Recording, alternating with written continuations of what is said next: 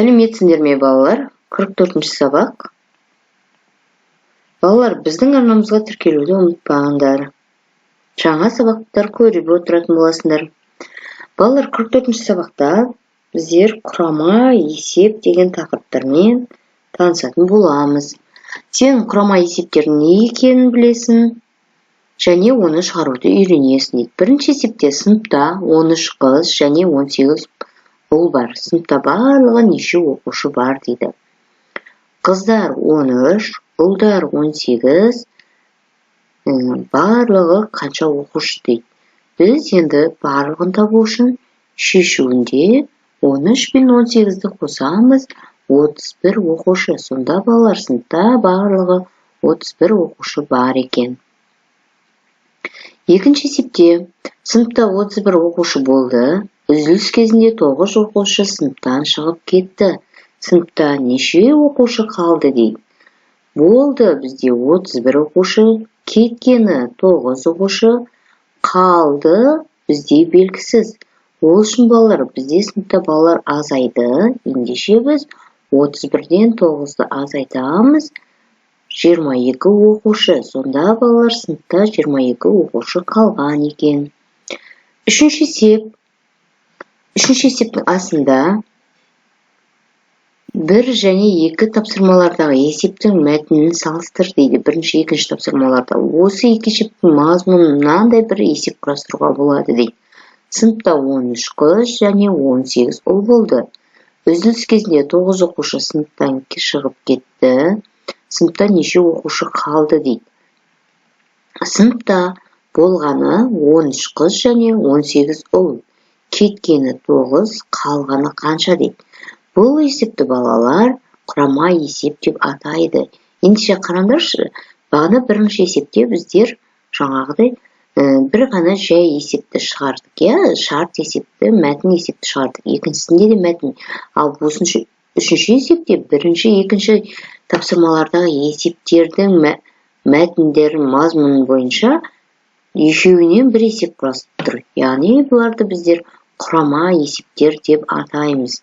Енді шарты былай құрылады. Болды 13 қыз және 18 ұл сыныпта болғаны.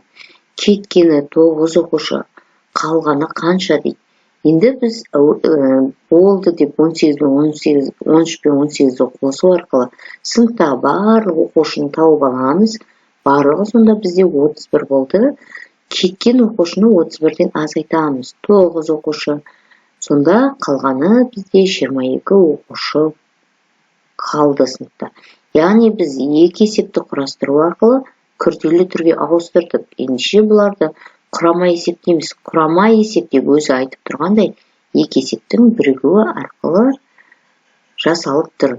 Әсінде бірінші, екінші және үшінші тапсырмалардағы есептердің шешуін салыстыр, не байқадың, қорытынды жаса дейді. Яғни бірінші есепте, екінші есепте бізде үшінші асын салыстыратын болсақ, бірінші есепте бізде бір ғана амалмен орындалды, екінші есепте де бір амалмен, үшінші есепте бізде екі амалмен орындалатын есеп шықты балалар. Жай есепті бір амалмен шығарады дейді, құрама есепті екі немесе одан да көп амалмен шығарады дейді. Қарап отырсаңыздар, міне ереже тұр. Жай есепті бір амалмен шығарады екенбіз, құрама есепті екі немесе одан да көп амалмен шығарады екенбіз. Жаңа біз жоғарыда оны көрсетіп өттік балалар. Төртінші есеп.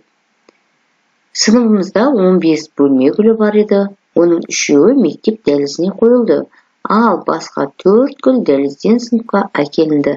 Сыныпта енді неше гүл болды дейді. Болғаны 15 гүл, қойылды 3 гүл, мектеп дәлізіне әкелінді 4 гүл дейді.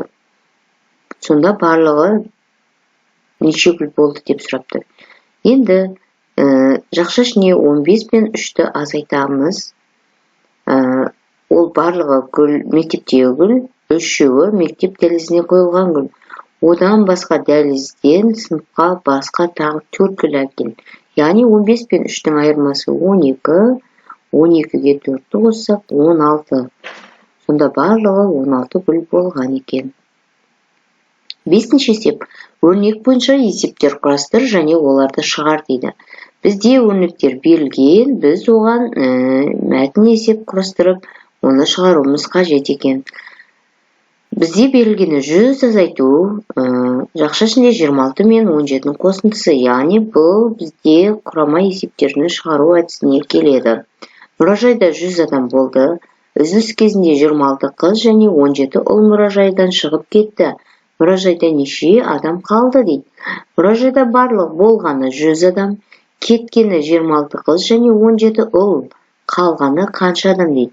Ендеше біз шешуіне 100 азайту, барлық адам енді болғаннан кейін 100 азайтамыз, жақша ішіне 26 мен 17-ні қосамыз.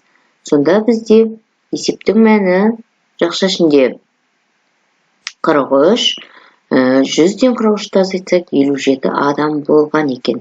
Яғни жауабы мұражайда 57 адам қалған екен балалар. Енді екінші есеп, жақша ашылған 300 қосу 200 қосу 100 дейді. Енді осы өрнекке сәйкес есеп құрастырамыз.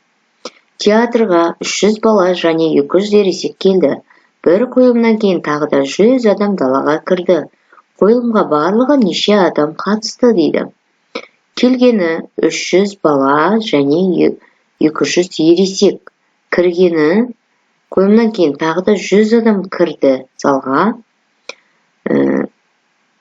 Енді бізге барлығы деп сұрап тұр. 300 бен 200-ді қосамыз 500, 500-ге соңғы кірген 100 адамды қосамыз 600 адам кірген екен. Сонда қойылымға 600 адам қатысқан екен. Алтыншы есеп.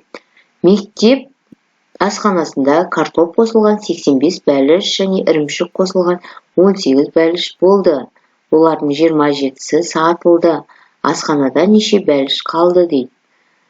Картоппен жасалған 35 бәліш бар. Ірімшікпен жасалған 18 бәліш бар. Сатылғаны 27.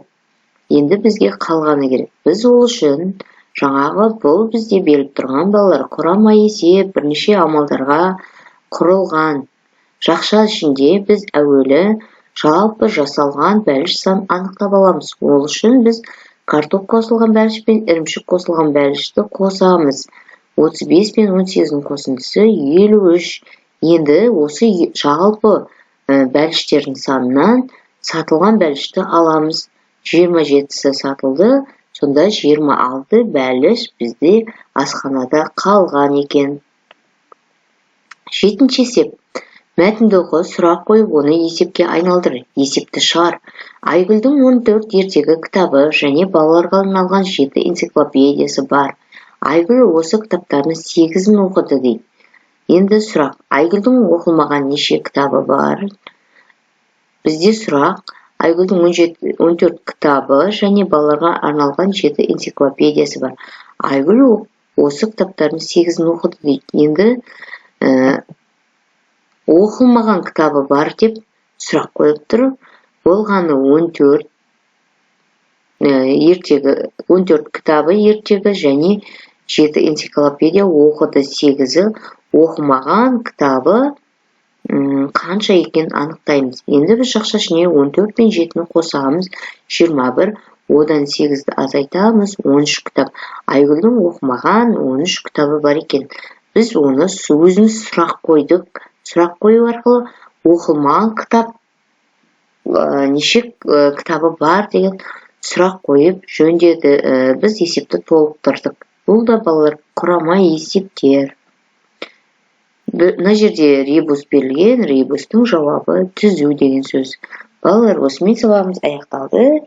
Келесі сабақта кездескенше арнамызға тіркеліп, лайк басып отырыңыздар.